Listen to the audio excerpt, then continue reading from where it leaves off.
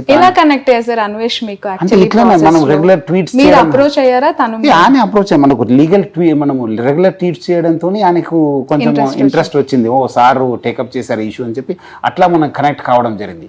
So అయినప్పుడు ఆయన కూడా చెప్పారంట, ఆయనతో నా మాటలను చెప్పారు. ఆయన కూడా because his father also was a victim, so you know what is the consequences of this betting. So దానివల్ల ఆయన చెప్పడం కూడా జరిగింది. ఇప్పుడు ఆయన పైన కూడా దాడి చేయడానికి ఆయన ఏమో అంతా ఈ బెట్టింగ్ యాప్స్ ప్రమోట్ చేయలేదు.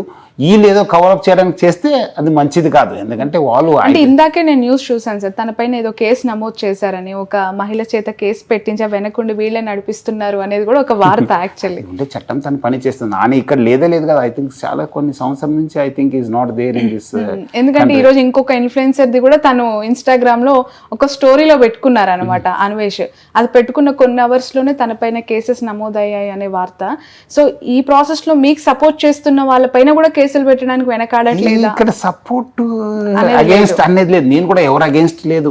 నాకు ఇది అనుకోకుండా because I been researching, I been no going in depth, I have come to know these people they are promoting అనేది. మనకేం I'm not against this person, I'm not against this person, I'm not supporting. ఎవరు ఈ ఒక betting apps చేస్తున్నారు వాళ్ళపైన action ఉండాలి. మనము ఇది it has become societal menace అని చెప్పి మనము టేకప్ చేయడం జరిగింది. ఈ మధ్య కాలంలో మీరు ఈ బెట్టింగ్ యాప్స్ కి సంబంధించి ట్వీట్స్ వేయటం, అవి వైరల్ అవటం, లోకల్ బాయ్ నాని అరెస్ట్ అవ్వటం, ఇదంతా కూడా చకచకా జరిగిపోయింది. అసలు దీంట్లో ఇంత ఇంటెన్స్ ఉందా, ఇంత డెప్త్ ఉందా, అసలు ఇది నేరము, ఇట్లా ఆడొద్దనే విషయం మాకు తెలియదు అని చాలా మంది చెప్తూ ఉన్నారు. నిజంగా అవగాహన లేక వాళ్ళ అలా ఆడేసి ఉంటారా, లేదంటే అవగాహన ఉండి కూడా ఏం చేస్తాయిలే జస్ట్ అట్లా మేనేజ్ చేయొచ్చు అని అనుకుని ఉంటారు? అంటే మీరు ఇనీషియల్ స్టేజ్ లో మీరు అన్నట్లు ఏం కాదు కాదా అని చెప్పను. But as they go in depth వాళ్ళకి అర్థమైతుంది ఇట్స్ జీరో సమ్ గేమ్. మనము ఏమంటే ఫైనాన్షియల్ టర్మ్స్ లో డబ్బులు ఎప్పుడు కూడా రాదు. ఏదో చేసినా మనం అల్టిమేట్లీ ఇట్ బికమ్స్ శూన్యము, జీరో సమ్ గేమ్. సో ఇది కూడా ఒకటి అనేది వాళ్ళకు డెఫినెట్లీ ఏదో ఒక మధ్యలో ఆగి ఉంటుంది. ఎందుకంటే ఇప్పుడు మీ దగ్గర ఫస్ట్ ఎవరు తెలిసిన వాళ్ళు ఉంటే ఇంట్లో ఆయన ఏం చేస్తారు, ఫస్ట్ ఆయన జేబు నుంచి పెడతారు, తర్వాత సెకండ్ పేరెంట్స్ దగ్గర వెళ్తారు, లేదంటే ఫ్యామిలీ దగ్గర వెళ్తారు, నెక్స్ట్ బంగారము, లేదంటే ల్యాండ్, లేదంటే నెక్స్ట్ ఎవరు బ్రదర్స్ సిస్టర్స్ వాళ్ళ దగ్గర, ఫ్రెండ్స్, లోకల్ బ్యాంక్స్, తర్వాత దెన్ లోన్ యాప్స్. సో ఇట్లా ఈ విషయ సర్కిల్లో ఉన్నప్పుడు డెఫినెట్లీ ఆయన ఎక్కడో దగ్గర ఈ విషయ చక్రంలో ఇరుక్కున్నానని చెప్పి ఆయనకు అర్థమై ఉంటుంది. ఎక్కడైనా లింక్ ఉందా సార్ ఈ బెట్టింగ్ యాప్స్ కి, లోన్ యాప్స్ కి? ఉండొచ్చు. నేను ఐ థింక్ దట్ నెక్సస్ ఇప్పుడు ఉన్న కేసెస్ నుంచి బయటపడాలి. బయట కేసెస్ నుంచి ఇది అంతా ఎట్లా చేశారు, ఏం చేశారు అనేది చేయాలి. ఓకే, ఈ ఇన్ఫ్లుయెన్సర్ కాన్సెప్ట్ లో స్టార్టింగ్ నుంచి ఉండి ఎక్కువగా ప్రమోట్ చేశారు అని చెప్తూ సోషల్ మీడియాలో విమర్శ వస్తున్న వ్యక్తి హర్ష సాయి. ఎందుకు అని అంటే తను ప్రతిరోజు సోషల్ ఇష్యూస్ పైన రియాక్ట్ అవుతూ నేను ఏదో మంచి చేశాను సమాజానికి అని చెప్తూ తన వీడియోలు ఉంటాయి. అవి కోట్లలో వ్యూవర్షిప్, ఆ వ్యూవర్షిప్ ని బేస్ చేసుకొని బెట్టింగ్ యాప్స్ ప్రమోషన్. నేను చేసేదంతా లీగలే, ఇల్లీగల్ ఎక్కడా లేదు అని అబ్బాయి వాదిస్తూ ఉంటారు. బయటికి కూడా అదే చెప్పారు గతంలో. దీన్ని ఎలా చూడాలంటారు sir? Legal illegal betting apps లో ఉంటాయా? ఎందుకంటే ఒక టీమ్ ఆఫ్ అడ్వకేట్స్ రన్ చేస్తూ ఉన్నారు. ఇండియాలో ఏది ఆడొచ్చో ఆడకూడదో చూస్ చేసుకొని ఆడే బెట్టింగ్ యాప్ నేను ఆడిస్తున్నాను అని చెప్తూ ఉన్నారు. ఏదైనా సామాజిక బాధ్యత కాదు. మీరు ఎందుకు మీ ఉన్న మంచి పేరుని ఎందుకు మీ టీమ్ ఆఫ్ లాయర్స్ పెట్టుకుని మీరు మంచిది అది అనేది, మీరు ఎవరు కూడా ఈ బెట్టింగ్ లో ఏమైనా మళ్ళీ మనకు నష్టపోయేది కాదు అది. ప్లస్ అది కూడా మీ చేతిలో లేదు. ఎవరో యాప్ డౌన్లోడ్ చేసి ఏదో చేస్తున్నారు, మళ్ళీ అది కూడా నెక్సస్ చూడాలి. మళ్ళీ బెట్టింగ్ యాప్స్ కు వీళ్ళకి ఏం లింక్ ఉందనేది. సో అల్టిమేట్లీ అది అర్థం చేసుకోవాలి. పర్మిషన్ ఉన్న వాటిని ఆడిస్తున్నానని చెప్పడం ఎలా చూడాలి? పర్మిషన్ ఇక్కడ బ్యాండ్ యాక్టివిటీ కాదు. మన బోత్ స్టేట్స్ లో ఆ పర్మిషన్ అనేది ఎక్కడ ఉంది అని పర్మిషన్ అనేది లేదు కదా. First of all you should not get in to it.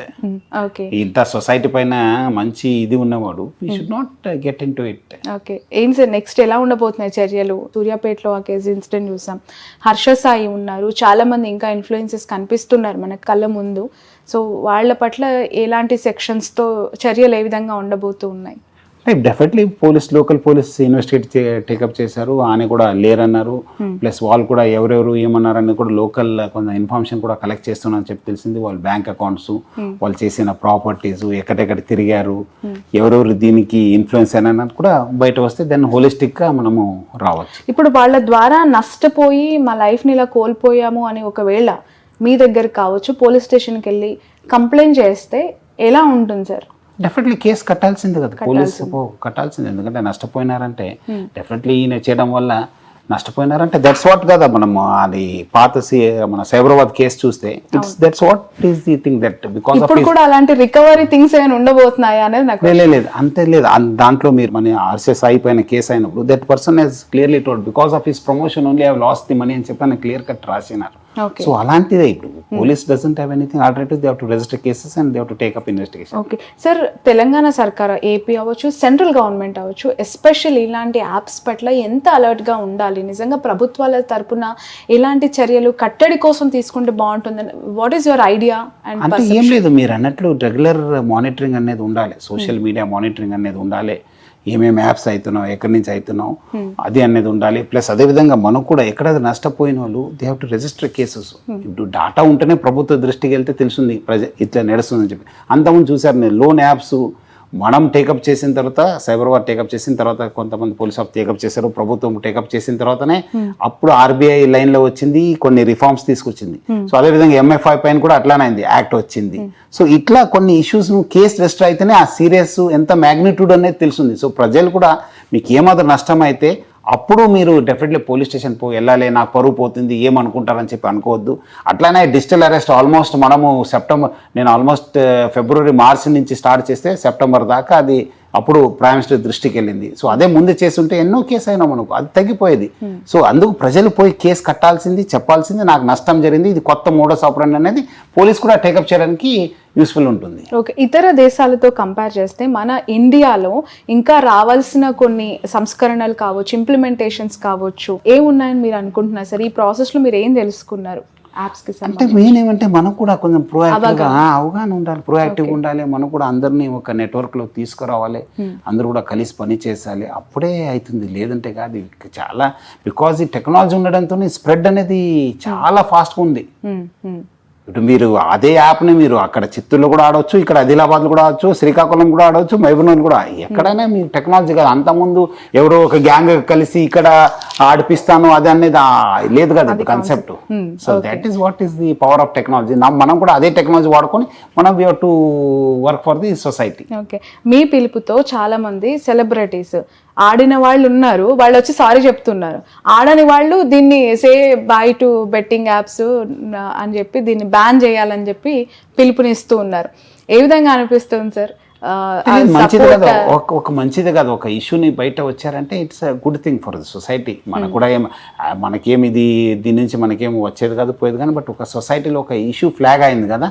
So at least ప్రభుత్వం కూడా తెలుస్తుంది ఇట్లా కేసెస్ ఉన్నాం, ఇట్లా అవుతున్నాం, ఇంత అని చెప్పి దెన్ రెక్టిఫికేషన్ మెజర్స్ తీసుకోవడానికి కొంచెం డెఫినెట్లీ యూజ్ అవుతుంది. మనం ఏమో మార్పు తీసుకురావాలి, టెక్నాలజీ వాడాలి, మనం ఏమాదిరి చేస్తే బాగుంటుంది పైన ఒక మంచి అవగాహన వస్తుంది. ఓకే, ఈ స్థాయిలో బెట్టింగ్ యాప్స్ పైన మీరు ఒక యుద్ధాన్ని ప్రకటించాలి. లిటరల్లీ చెప్పాలంటే అది ఒక యుద్ధమే. ఎందుకు అని అంటే ఇందులో భాగంగా చాలా మంది శత్రువులని, మిత్రులని మీరు మూటగట్టుకోబోతూ ఉన్నారు. ఎందుకు అని అంటే అంత ఇంటెన్స్ తో ఉన్న ఇన్ డెప్త్ ఆఫ్ యాప్ ఇవన్నీ కూడా సైబర్ క్రైమ్స్ కి సంబంధించి ఇప్పటి వరకు ఈ డిజిటల్ మీడియాకి సంబంధించి ఫోన్స్ విషయంలో కావచ్చు, ఈ ఇన్స్టాగ్రామ్, ఫేస్బుక్ సంబంధించి కేసెస్ ఉన్నాయి. కానీ ఇప్పుడు కొత్తగా వీటిని కూడా యాడ్ చేసి ఇంకా దాన్ని స్ట్రెంథెన్ చేయాల్సిన అవసరం ఉందా? మీరు సైబర్ క్రైమ్స్లోకి రాబోతూ ఉన్నారా? సైబర్ క్రైమ్స్ని టేకప్ చేయబోతూ ఉన్నారా?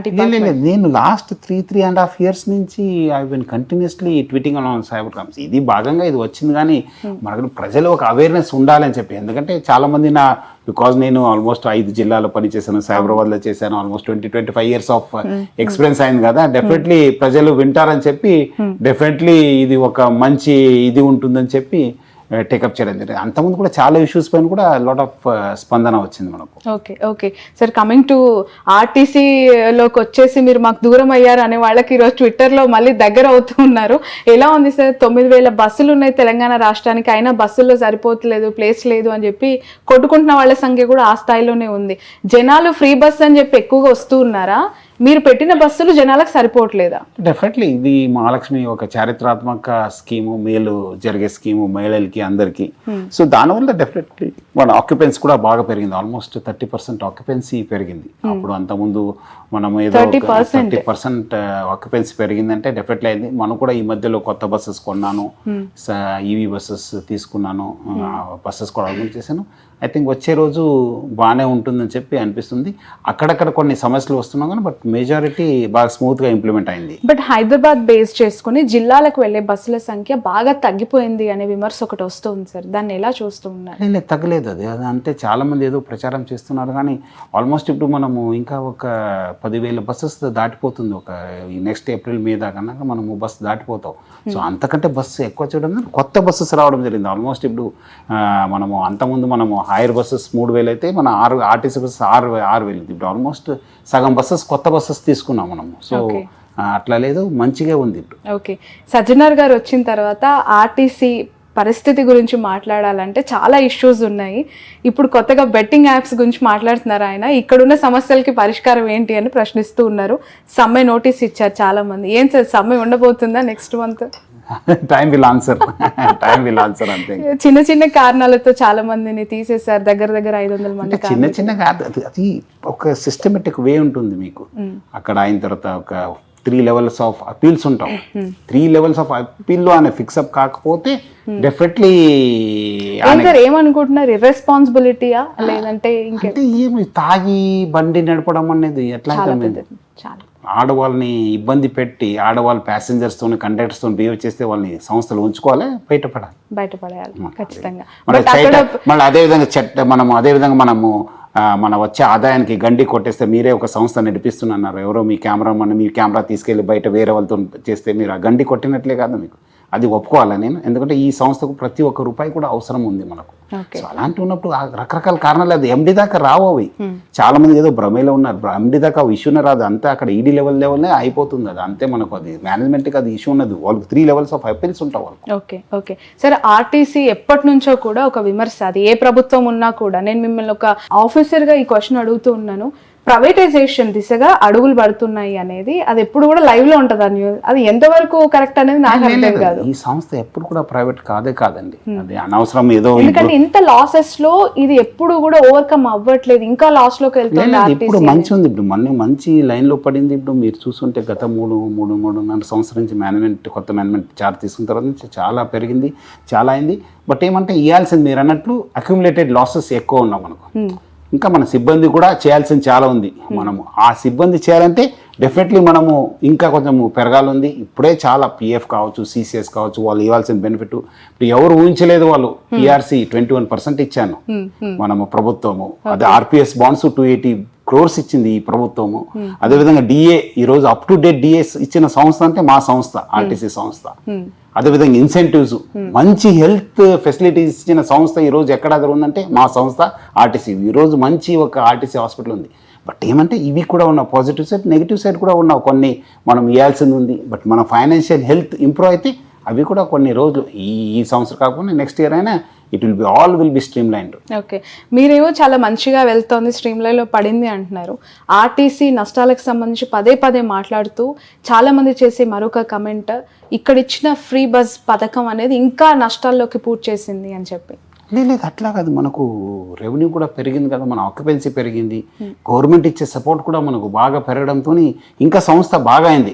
ఇప్పుడు ఫస్ట్ ఇయర్ గానే మనకు అంత రిజల్ట్స్ మీకు కనిపించకపోవచ్చు, మనం ఇచ్చేది బికాస్ బాగా ఇష్యూస్ ఉండడంతో. ఇంకా వచ్చే సంవత్సరం మనం యాజ్ వి గ్రో కదా, as we get more support from the government, this సంస్థ will be very good. Financial health కూడా బాగా ఇంప్రూవ్ అవుతుంది, అందరు కూడా బాగా జరుగుతుంది.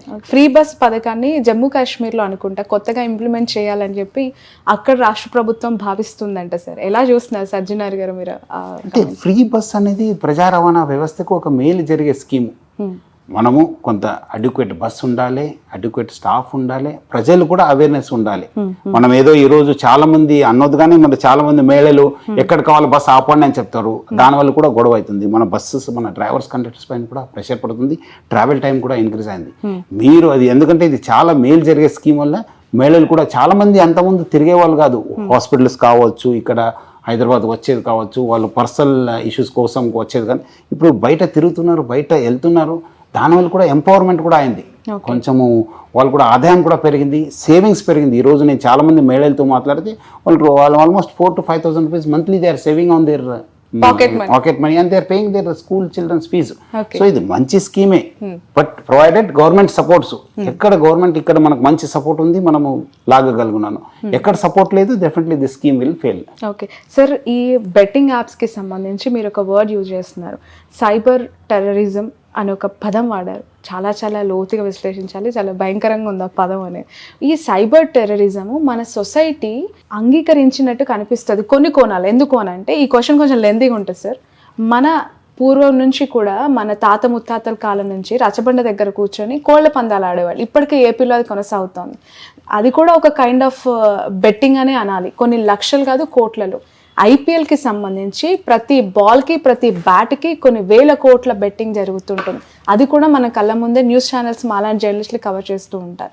సో దీన్ని కూడా సైబర్ టెర్రరిజం అనాలా? దీన్ని ఎలా చూడాలి? ఇలాంటి ఇన్సిడెంట్స్ మన సొసైటీలో కనిపిస్తూ ఉన్నాయి ఇంకా. అండ్ ఇల్లీగల్ మీరు అన్నట్లు రెండు ఇల్లీగలే. మీరు అన్నట్లు అది చాలా వేలాది సంవత్సరం నుంచి వచ్చింది ఆ కోడి పందాలు అనేది, అది డిఫరెంట్ ఇష్యూ. అక్కడ ఏమైతుందంటే ఒక మాఫియాగా ఒక నెక్సస్ ఉండదు. అందరూ కూడా మీకు తెలిసిన వాళ్ళే ఉంటారు. అక్కడ తెలిసిన వాళ్ళు ఉంటారు. అక్కడ ఉన్నది కూడా ఎంత అయినా it will not amount to thousands and lakhs of crores of rupees. ఇక్కడ ఏమైతుందంటే సైబర్ టెర్రరిజంలో ఇది ఒక నెక్సస్. ఎవరో ఒకటి అప్లోడ్ చేస్తారు, ఎక్కడి నుంచో ఉంటారు, కనిపించరు అని మన శత్రు. ఇప్పుడు అంతకుముందు ఏమైంది, మనకు ఎవరు టెర్రరిస్ట్ అనుకోండి అనేమో మీకు తెలుసు, ఆయన దగ్గర ఏదో ఒక ఐడి పెట్టుకున్నారో ఏదో పెట్టుకుంటే ఆయన వచ్చి బ్లాస్ట్ చేస్తే ఇంతమంది చచ్చిపోతారంట. ఇక్కడ అది కూడా లేదు కదా. ఇక్కడ ఎంతమంది నాకు చెమతలేదు, ఆయన ఎవరో అప్లోడ్ చేశారు యాప్ని, ఇక్కడ డౌన్లోడ్ చేసుకున్నారు, ఆడుతున్నారు, ఆయన చచ్చిపోతున్నారు, ఆయనకు తెలియదు. దట్స్ అ డిఫరెన్స్ ఇక్కడ. అంతము కూడా నేను అంతకుముందు కూడా సైబరాబాద్ ఉన్నప్పుడు కూడా రోడ్ టెర్రరిజం అన్నాను. ఎందుకంటే ఇప్పుడు రోడ్లో తాగిపోయే వాళ్ళు is nothing but is equal to terrorist. Because ఆయన ఎంతమంది చంపుతారో తెలియదు, ఆయన చచ్చిపోతారో తెలియదు. సో అది కూడా ఇదే, ఈయన అప్లోడ్ చేసి వదిలేస్తే he'll are money, but where will kill so many people with his app and with his crime. Okay sir, social మీడియాలో మీరు చాలా మందికి వార్నింగ్స్ ఇస్తూ ఉన్నారు, చాలా కఠినంగా మీ చర్యలు ఉంటాయి. మాకు తెలుసు, ఎక్స్పీరియన్స్ అయిన వాళ్ళు కళ్ళ ముందు ఉన్నారు అనేక రాష్ట్రాల్లో. ఈ ఆర్టీసీకి సంబంధించి ఉమెన్ సేఫ్టీ పైన మీరిచ్చే సజెషన్, ప్రయాణికులకి మీ నుంచి ఒక మెసేజ్. ప్రయాణం అంటే ఆల్రెడీ మనము చాలా ఎస్పెషల్లీ ఉమెన్కి చాలా మనము సేఫ్టీ మెజర్స్ తీసుకోవడం జరిగింది. చాలా చోట్ల కూడా సీసీటీవీ పెట్టడం జరిగింది, బస్ స్టాండ్స్ కూడా పెట్టడం జరిగింది. అదేవిధంగా ముఖ్యంగా మనము చాలా చోట్ల కూడా మనము వాళ్ళ ఫెసిలిటీస్, బాత్రూమ్ ఫెసిలిటీస్ కానీ వాష్రూమ్ ఫెసిలిటీస్ ఇంప్రూవ్ చేయడం జరిగింది. సో అదేవిధంగా మన దృష్టి కూడా ఏ మాదిరి కంప్లైంట్స్ వస్తే ఇమీడియట్లీ మన వాళ్ళు కావచ్చు, బయట వాళ్ళైనా మనం వాళ్ళపైన కూడా కేసు కట్టడం జరిగింది. మన వాళ్ళపైన కూడా చాలా స్ట్రింజెంట్ యాక్షన్ తీసుకోవడం అని చెప్పి కూడా క్రిమినల్ కేసు కూడా కట్టించాను నేను. ఎక్కడెక్కడ మన వాళ్ళు ఇన్వాల్వ్ అయినారు వాళ్ళందరిపైన కూడా కేసు కట్టడం జరిగింది. సో డెఫినెట్లీ మనము కట్టుబడి ఉంది ఈ ఉమెన్ సేఫ్టీకి, ఆర్టీసీ సంస్థ కట్టుబడి ఉంది. డెఫినెట్లీ వచ్చే రోజు will take more action. Sir final question, మిమ్మల్ని ఒక డైనమిక్ పోలీస్ ఆఫీసర్గా, సివిల్ సర్వెంట్గా 2 తెలుగు రాష్ట్రాల్లో మీ సేవను తీసుకున్నారు. మీరు ఒక అగ్రెసివ్ పోలీస్ ఆఫీసర్ నిజంగా మాకందరికీ కూడా. వరంగల్లో స్వప్నిక ఇన్సిడెంట్ అవ్వచ్చు, దిశ ఇన్సిడెంట్ అవ్వచ్చు, ఎన్కౌంటర్ ఇష్యూస్ తర్వాత ఇంత అగ్రెసివ్గా ఉండే మిమ్మల్ని ఆర్టీసీకి ఎండిగా తీసుకురావటం, అది ప్రమోషన్గా భావిస్తున్నారా, డిమోషన్గా భావిస్తున్నారా? Final answer. అంటే ఈ ప్రమోషన్ డిమోషన్ అనేది ఉండదు ఉద్యోగంలో. మనం ఏం వచ్చినా మనము will continue to do it. ఎందుకంటే నేను చూశాను, మనం అక్కడ 5 జిల్లా ఎస్పీ చేశాను, మధ్యలో ఆక్టోబస్కి వెళ్ళాను, సిఐడికి వెళ్ళాను, బెటాలియన్కి వెళ్ళాను. సో ఆ భాగంగానే ఇది కూడా ఒక ప్రయాణం. అప్పుడు ఏమనుకున్నారో తెలియదు కానీ, బట్ అదృష్టం ఏమంటే ఆర్టీసీ సంస్థ బాగుపడింది, కొంచెము మంచి లాభాల దిశలో ఉంది. డెఫినెట్లీ హెల్త్ ఇంప్రూవ్ అయింది సంస్థది, ఎంప్లాయీస్ కూడా బాగా బెనిఫిట్ పొందారు. సో అట్లా సో మనం ఏ పోస్ట్ అయినా ప్యాషన్తోనే చేయడమే. ఇంకా మనము ఆ పోస్ట్ ఈ పోస్ట్ ఇన్ఫార్మ్ లేని, నేను ఇన్ఫార్మ్ లేని పోస్ట్నే ఎక్కువ చేశాను. ఇన్ఫార్మ్ లేని పోస్ట్నే ఎక్కువ చేశాను. నేను ఇన్ఫార్మ్ ఉన్న పోస్ట్ చాలా తక్కువ ఉన్నా, చాలా మందికి తెలియదు. బట్ ఉన్న చోట్ల అదే ప్యాషన్తోనే, అదే కమిట్మెంట్తోనే, అదే డిటర్మినేషన్ చేశాను. అదే ఒక తపనతోనే సమాజానికి ఏదో మేలు జరగాలని చెప్పి ఉద్దేశంతో. మీరు ఎక్కడ కంఫర్ట్గా ఉన్నారు సార్? యూనిఫామ్ లేని జాబ్ లో? అన్ని చోట్ల comfortable. It's nothing, doesn't make any difference. ఇప్పుడు అన్నాను, ఇప్పుడు ఇష్యూ టేకప్ చేశాను. It's only just it's a matter of this one కదా. మనకేమో అక్కడ ఉంటేనే న్యాయం చేయవచ్చు, ఇక్కడ ఉంటేనే న్యాయం చేయవచ్చు అని చెప్పి అది ప్రజలు చాలా మంది పోలీస్ ఆఫీసర్ అనుకుంటారు. కానీ ప్రతి దగ్గర కూడా పోలీసు పని ఉంది, ప్రతి దగ్గర కూడా గవర్నమెంట్ అట్లా ఉంటుంది, అది అది పని ఉన్న చోట్లనే వేస్తారు. సో డెఫినెట్లీ ఇక్కడ కూడా వర్క్ ఉండింది అనుకుంటాను, అప్పుడు ప్రభుత్వం వేసింది. So that's how I got posted. అది ప్రమోషన్ డిమోషన్ ఏం అనుకోలేదు, నేను ఫస్ట్ డే నుంచి I work and full satisfaction ఉంది. ఓకే సార్, ఫైనల్లీ ఈ ఎంటైర్ బెట్టింగ్ యాప్స్కి సంబంధించి నష్టపోయిన వాళ్ళు కావచ్చు, సర్వం కోల్పోయిన వాళ్ళు, ఎవరైనా మిమ్మల్ని అప్రోచ్ అవ్వాలనుకున్న వాళ్ళు మిమ్మల్ని అప్రోచ్ అవ్వడానికి వచ్చి మీరు నేరుగా వాళ్ళ కష్టాన్ని ఏదైనా మీరు పోర్టల్ని రెడీ చేశారా, ఏదైనా కాల్ సెంటర్ని పెట్టబోతున్నారా ఫ్యూచర్లో దీనికి సంబంధించి? లేదు, చాలా మంది నాకు ట్విట్టర్లో పెడుతున్నారు, ఇన్స్టాగ్రామ్లో పెడుతున్నారు, నేను రియాక్ట్ అవుతున్నాను. వాళ్ళు ఇచ్చిన వాళ్ళు కూడా కొంతమంది నేను గైడ్ చేస్తున్నాను, ఇట్లా పోయి కంప్లైంట్ ఇవ్వండి, లేదండి ఇట్లా చేయని చెప్పి.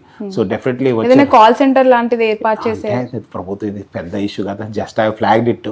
ఇంకా ఇది అందుకు కేసు కడితే మీరు మ్యాగ్నిట్యూడ్ ఆఫ్ ది ప్రాబ్లం తెలుస్తుంది. ఇప్పుడు మీరు అందరూ కూడా చేస్తున్నారు, మీరు బయట తీసుకెళ్ళి కేసు కట్టండి, మీరు నష్టపోయినారని చెప్తే అప్పుడు కేసు రిజిస్టర్ అయితే అప్పుడు magnitude seriousness of the problem వచ్చిన తర్వాత ప్రభుత్వం ఆలోచిస్తుంది. ఆర్టీసీ ఎండీగా ఉన్న మీరు ఈ బెట్టింగ్ యాప్స్ పైన ఈ స్థాయిలో పోరాటం చేస్తున్నారు కదా సార్, ప్రభుత్వం తరపున ఎవరైనా దీని గురించి మీతో డిస్కస్ చేశారా? వాళ్ళ సపోర్ట్ ఏ విధంగా ఉంది? ఇంకా దీన్ని బలంగా ముందుకు తీసుకెళ్ళటానికి ఏమైనా చేద్దామని సలహాలు? ఆల్రెడీ మన డీజీ గారు ఆల్రెడీ మీరు చూసుంటారు, సార్ కూడా బాగానే ట్వీట్ చేస్తున్నారు, చాలా అవేర్నెస్ తీసుకున్నారు. ఎస్పీస్ కూడా చెప్పారు, ఎస్పీస్ కూడా ప్రెస్ స్టేట్మెంట్ ఇస్తున్నారు, వాళ్ళు కూడా ఇన్వెస్టిగేట్ చేస్తున్నారు. సో పోలీస్ యంత్రాంగం కూడా బాగా సహకరిస్తుంది. ఐ థింక్ వచ్చే రోజు ఈ కేసెస్ వస్తే, ఆ మ్యాగ్నిట్యూడ్ వస్తే దెన్ గవర్నమెంట్ ఆలోచన చేయవచ్చు ఏం చేస్తే బాగుంటుంది అనేది. మీరు ఏమైనా రిప్రజెంటేషన్స్ దీని పట్ల ఇవ్వాలి? లేదండి, వాళ్ళు బికాజ్ ఇది సీరియస్నెస్ కేసు అక్కడ రిజిస్టర్ అయితే అక్కడ తెలుస్తుంది. నేను ఓన్లీ ప్రజలు చెప్పి చైతన్యం చేయడమే నా ఒక బాధ్యతగా తెలుసుకున్నాను. Right, thank you so much sir, thanks a lot మీ విలువైన టైంని మాకు కేటాయించినందుకు. అండ్ మీ ద్వారా వేలు కాదు, లక్షలు కాదు, కొన్ని కోట్ల మంది ప్రజలు ఇంటర్వ్యూ చూస్తారు. 100% సజ్జనార్ గారి స్టెప్ ఏదైతే ఉందో అది చాలా మంది జీవితాల్లో వెలుగు నింపుతుందని కోరుకుంటున్నాను. ఎందుకు అని అంటే అది జస్ట్ తను చేయాల్సిన డ్యూటీ కాదు, ఒక సాటిస్ఫాక్షన్గా సమాజానికి ఉపయోగపడే ఒక సోషల్ కాజ్లో ఇంత బలంగా విస్తుక్కుపోయిన దాన్ని ఖచ్చితంగా కూకటి వేలతో తరిమివేయాలి, చెరిపివేయాలి. ఎవ్వరూ కూడా దీనికి బెట్టింగ్ యాప్స్కి ఇన్ఫ్లుయెన్స్ అయి నష్టపోవద్దు అనే ఒక మెసేజ్ని సజ్జనార్ గారు ఇవ్వాలనుకున్నారు, ఈరోజు అదే చేస్తూ ఉన్నారు. సో ఈ పోరాటం ఎంతవరకు కొనసాగుతుంది, ఎలాంటి రెస్పాన్స్ వస్తుంది అనేది చూడాలి. ఖచ్చితంగా say no to betting apps అనాల్సిన సమయం మాత్రం వచ్చింది. ఇది ఇంకా స్ట్రాంగ్గా ముందుకు మాత్రం తీసుకెళ్ళాలి. ప్రతి ఒక్కరు కూడా దీనికి రియాక్ట్ అయ్యి ఏది మంచి ఏది చెడు అనేది మాత్రం అవగాహనతో ఉండి వాళ్ళ లైఫ్ని ముందుకు తీసుకెళ్ళాలి. That's all for now.